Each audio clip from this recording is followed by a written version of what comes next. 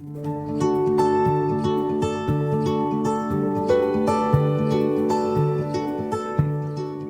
with that, we have Kim Levings with ReThink You Consulting today. We're going to go through 6 minutes of learning about Kim's journey, and then afterwards we're going to have 20 minutes for Q&A. So if you're on the live stream, feel free to be dropping in questions in the chat. We'll make sure to get to those during the Q&A. And then, of course, for those of you in the Zoom, we can have you come off mute and ask those questions here in just about 6 minutes. All right, Kim, thanks for being here. Great. Thank you so much, Robert, and thank you everyone for having me today. I'm excited for this opportunity to share my story with you and my message.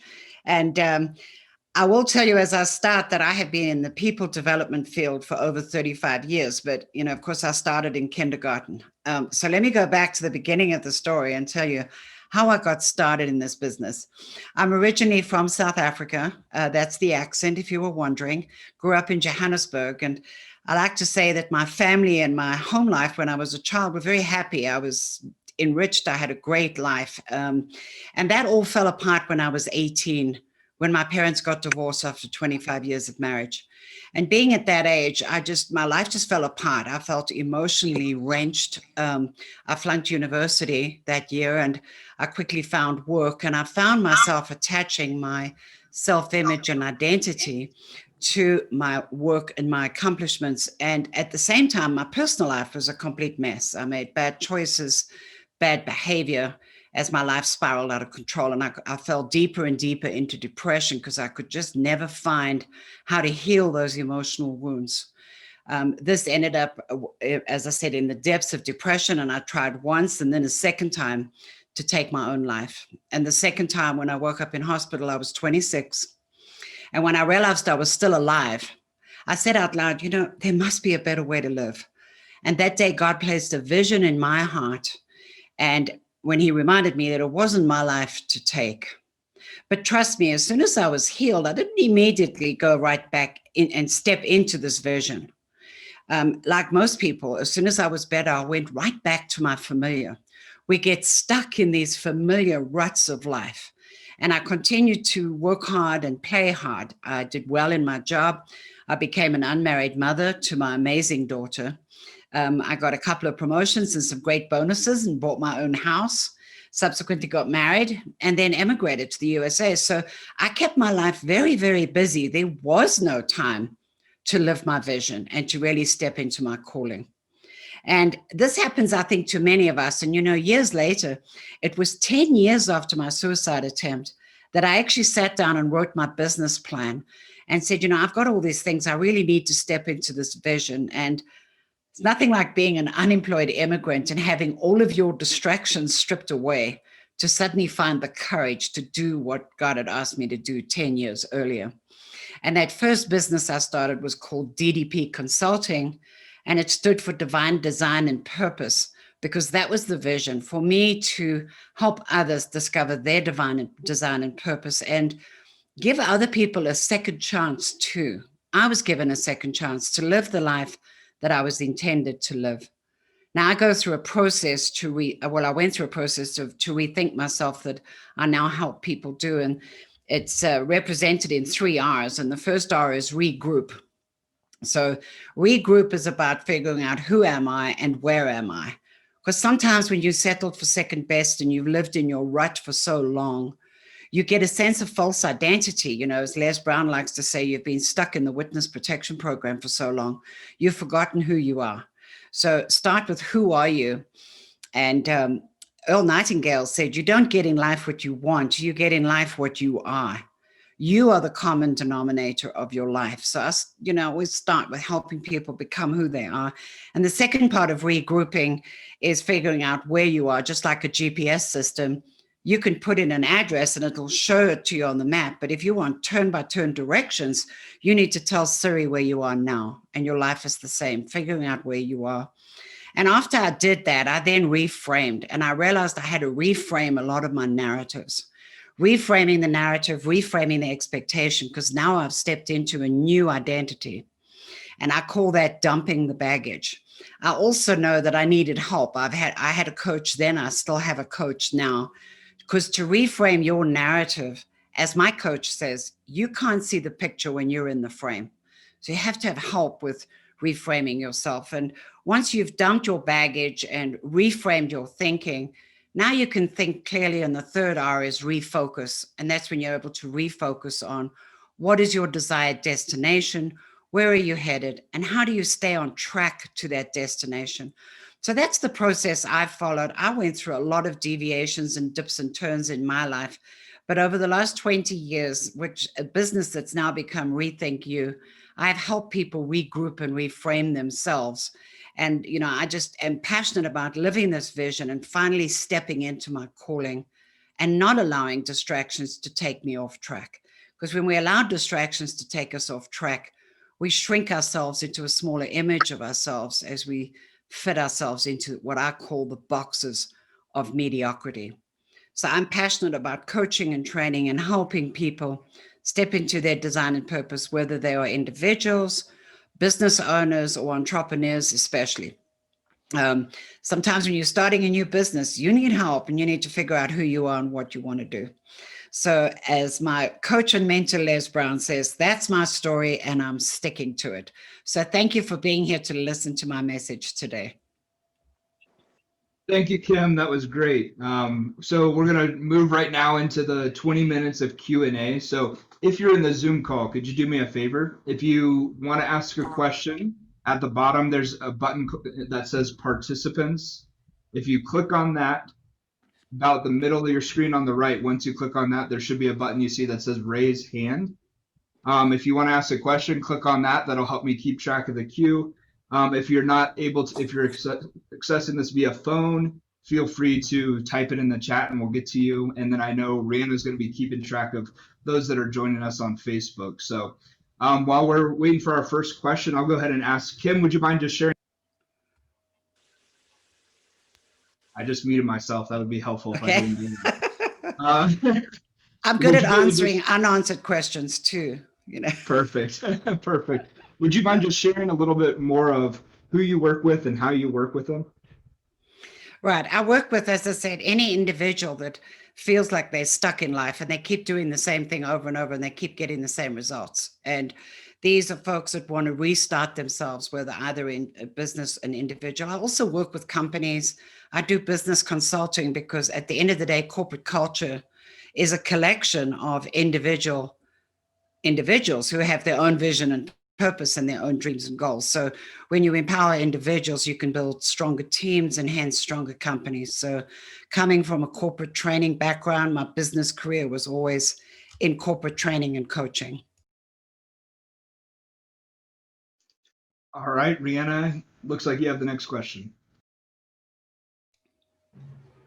All right, Kim, thank you so much for sharing your vulnerable story. It sounds like you've got there's probably so much more story packed in there of bravery and courage and probably a lot of fear and a lot of really good stuff. So thank you so much. We're all humans and you did a good job in reminding us of that. With that said, you help humans, you help business owners, and we've all had our vulnerable moments. Who is your ideal client? Who do you thrive in working with? It's a good question because I also realized, Rihanna, I didn't answer the other part of Robert's question. So if I may, I'd say that, I do coaching, but I also have online training programs and resources on my website. Some of them are free. Some of them are really inexpensive, but that's how I reach the people, Robert. That's what I do, how I work with individuals. But my ideal audience, I say, are people who desire success and are not happy where they are. I can't want it more than you want it for yourself. So I won't work with people that won't take the first step and say, I'm not happy with where I am in life. I need help and I'm ready to do the work. Then I can work with you any age, any gender, any stage of life. But if you're ready to rethink and regroup yourself, that is my audience. But as I said, it must be somebody who's committed to doing the work. Many people are comfortable in their ruts and their boxes. As I say, sometimes you've lived in your box for so long, you've hung some pictures and put down a rug and put up some pretty lamps, and you're really happy living in your box. That's not my ideal client, because to get them out of that box is going to take a lot of work. So it's when somebody is aware that they're not happy and they want to get better results from their life. I'm a results coach and I'm a thinking coach. I'll help you reframe your thinking, because your thinking is at the root of everything. So to think that I'm just going to be nice and sweet and tell you how great you are, then I'm not the right coach for you. So, I'm a coach that's going to help you get results in your life. Excellent. Tanisha, I believe you had a question. Yeah, I would love to hear what one of your favorite results stories from one of your clients is. Sure. The one that immediately comes to mind is actually still a great friend and colleague. She went through what I, in those days, used to call boot camp about 5 years ago. And now it's an online course. It's an e-learning program. But she went through the boot camp with me. And at the time was an executive in a great job, great company, but just felt that she wasn't really doing what she's supposed to be doing. And in that work with me during those few weeks of us working together, she gave birth to a vision that she discovered she wanted to be a writer. And she has gone on to publish an incredibly successful range of children's books and build a huge brand for herself. And she's just doing some great work right here in Colorado Springs. So she's one of my success stories, and ultimately quit her corporate job and is living the life of her dreams.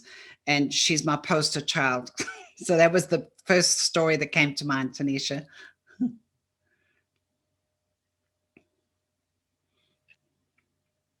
Very good. Who wants to take the next question?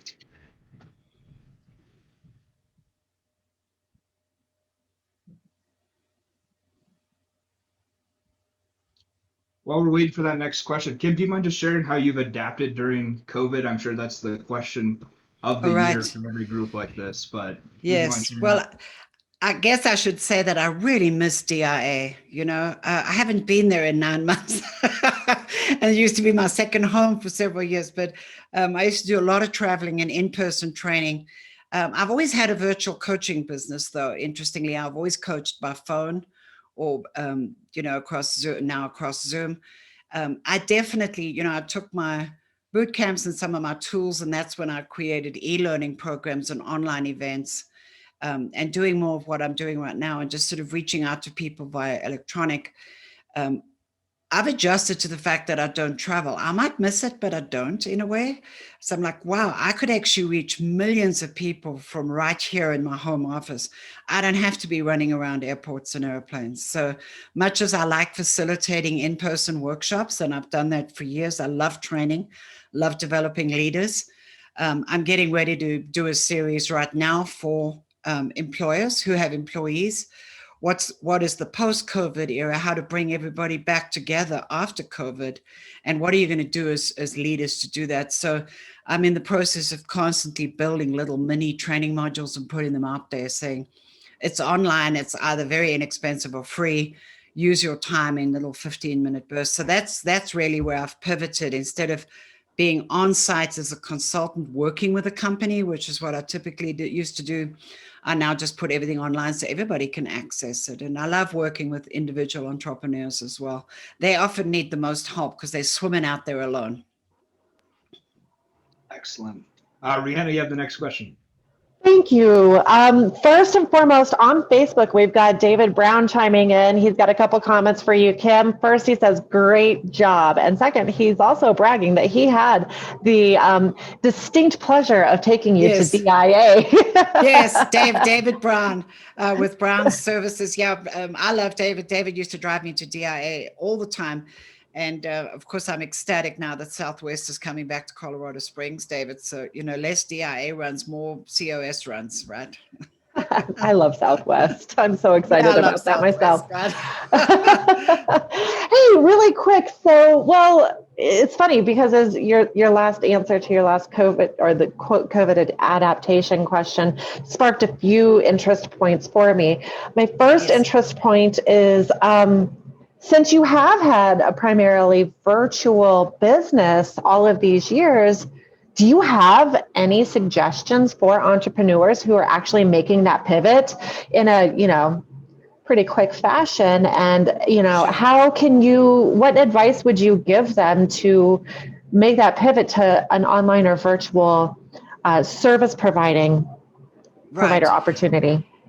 And, you know, that's not a quick answer, but I'll try and be succinct, Rihanna. I think that everybody is able to reach people virtually. Is it ideal? No, it's not. I mean, here I am, a trainer and a coach running workshops and moving online. Many of you are providing services that do require in person. So with that caveat to say, yeah, I understand some businesses simply can't be virtual. Many of us can, because everybody has a distinct message. Everybody has something to give to the world. How are things going to be different because of what you're doing? And I heard a great comment last night in our mastermind group when someone said, if you don't take your message to the world and serve your clients virtually, you are being selfish because you're hiding behind your fear of virtual presentations, of interacting with people on screen. So you have a message and, you know, package it out there. I also say, for me personally, the last few months, I mean, February was the last time I traveled. I came back from Pittsburgh and I haven't left the house since. And I said that COVID for me, I changed the acronym to stand for Committed to Opportunities with Vision, Imagination, and Determination. So that's what COVID has meant for me. And I think that's could be for everyone. What can you do for your community and for your clients to build relationship equity? Even if you can't actually deliver service right now, people out there are suffering in some way, and you have something to help them make their lives better. So I would encourage you to put yourself out there, brainstorm. If you want to, I do free consultations. Anybody can book a 30-minute call right there on my website. I'm happy to collaborate and co-create with you and say, how do you flip the switch on your business? Because this is about us all helping each other and becoming a community together. This is not a, you know, dog eat dog world. It's like, we're all in this together. There's room for us. What part of Earth's choir is going to be missing your voice if you don't step forward and start doing what you're designed to do? Okay, I love your COVID acronym. I want you to say that again because this is cool. Say it again for the community. Yeah, I have been committed to opportunity with vision, inspiration or imagination, and determination. Committed to opportunities with vision, imagination, and determination. That's what COVID has meant for my business. I've completely rethought my life. This process of regroup, reframe, refocus, it's a process that I plug into my life all the time. Yeah, I help other people through it, but I do it for myself. Don't think I'm perfect. I just figured out a recipe that very quickly I can say, what's not working in my life? Where do I need to regroup? Where do I need to reframe? And how do I refocus to get myself back on track? Because it's very easy, you know, if you are not focused on what you really want in life, guess what takes over? Our default operating system. And the default operating system is negativity, worry, stress, self-defeat, self-doubt. All of those committee choirs will kick in your head, as my coach says. So keep focused on what you really want and do something every day towards that dream. Sorry, don't get me started. You pushed my passion button again. Love it. I love it. I just got goosebumps. That's just inspiring. It's absolutely wonderful. I mean, you're clearly getting the support in this new acronym because people are commenting in the chat. You know, they absolutely love it. So thanks for sharing that brilliance with us. The second part of my question, you're just getting me in my passion spot too, is you keep talking about free resources. So if our community goes out to your website, which we do have posted on Facebook and in the chat. Yes. So everybody go out and go to ReThink You's website, but you have free resources. What are those free resources that our community can leverage off of? Oh, yeah. No, if you go to the website, just by visiting the website, you get a free ebook. I'm doing a free webinar next week. I do webinars every week. I'm skipping next week because it's Christmas, but every week there's a free webinar. It's a 1-hour webinar where I teach the basics of those 3 R's. So it's free. And just by attending the webinar, you get another free ebook plus the free consult. That's what I mean by free. And on Facebook, I have been working with my website manager or social media manager, and we're getting ready to do what I'm calling training blurbs, where I'll do 5-minute training blurbs on the ReThink You YouTube channel. That's going to be building out. There's already stuff on the YouTube channel, but I'll be adding to it. I believe I just want to see people succeed right now. And what can I do to get you started? Perfect. No, thank you for sharing that. Looks like Kim Stewart has our next question. Yes, Kim. Hi, Kim. Hi, Kim. How are you? I'm great. How are you? I am wonderful. And I would love to hear you talk a little bit about your podcast and how you got started on that and really what your purpose with hosting that is. Yes, thank you, Kim. Yeah, the ReThink You podcast is also on the website, and it's on all the podcast streaming channels. That's an example of something that I let go that I picked back up recently. Life gets busy and we tend to put things aside. My podcast is focused on featuring stories of people who have overcome great challenge to step into their dream and live their vision. So they share their personal stories of testimony. They also share their life lessons, what life taught them, because everything that happens to us in life is an opportunity to learn. And as I say, keep the learning and dump the baggage, one of the ReThink You principles. So that's what the podcast is focused on. I publish a new episode every Wednesday. Anyone who's interested in being interviewed on my podcast to tell their story can email me, and you will hear from our podcast coordinator, Sandy, who will get you queued up with all the information you need to be on the podcast. So thank you, Kim, for that. Yeah, thank you. All right, so I believe we have a few more minutes for a few more questions. Rihanna, do we have anything in the Facebook Live?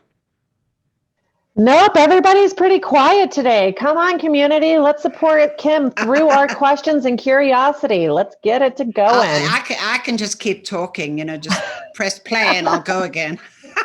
Well, Kim, you must have done such a good job that you answered all of our questions and you've blown us away. So that's usually a compliment to you. Thank you. Thank you. I would also say that one of the things I really encourage everybody right now is this is a freebie. Here we go. One of the ReThink You principles is to guard your mind.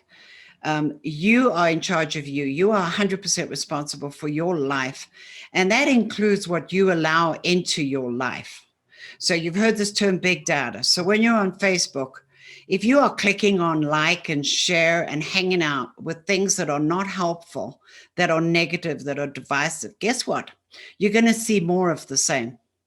So I would encourage you, your brain is a data processing machine. You want to make sure that what you're putting into that machine every day is fueling you, that's actually moving you more forward towards your vision and your purpose, rather than engaging in things that will drag you down, because negativity is the enemy of action. So take action and stay focused and choose to disengage from negative input and watch your own words on how you speak to yourself in that as well. Thank you. Thank you. All right. Looks like we have a question from Sarah. Hi. So, hi, Sarah. Hi. Thank you for sharing your story. And my question today is, do you ever find that you work with high performing people with lots of interests that can't seem to focus on just one? And have you ever helped someone not have to focus on just one and just kind of be a Renaissance person, and make it work?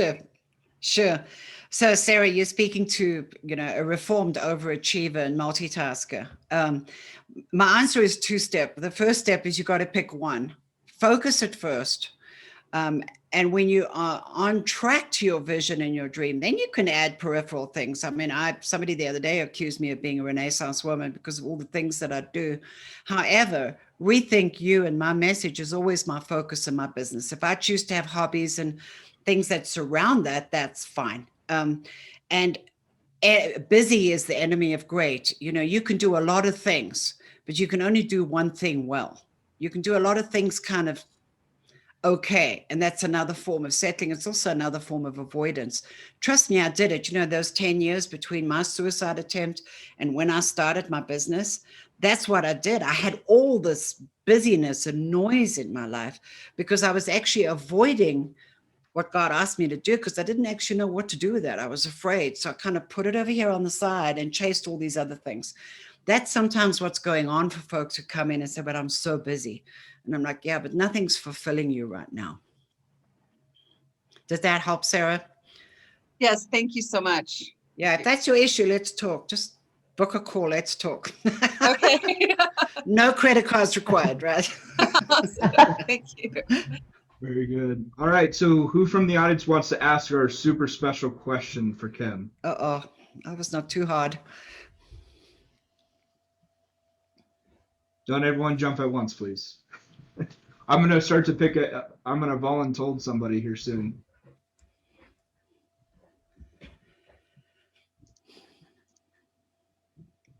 All right, Tanisha, do you want to ask the super special question?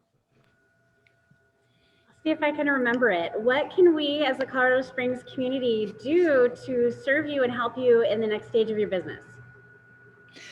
Oh, great.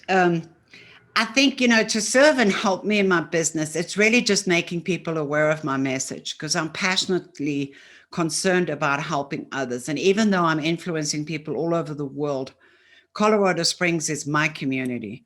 I want to invest in the people of my community to help serve this fair city of ours. It's a case of just making people aware of me and telling other people about what you've heard today. And when you come across somebody that you can see they are stuck in a box, or the other analogy I use is a hamster wheel. If you see somebody running harder and faster, going nowhere, say, maybe you should talk to Kim. That's the best way you could support me. So thank you for that.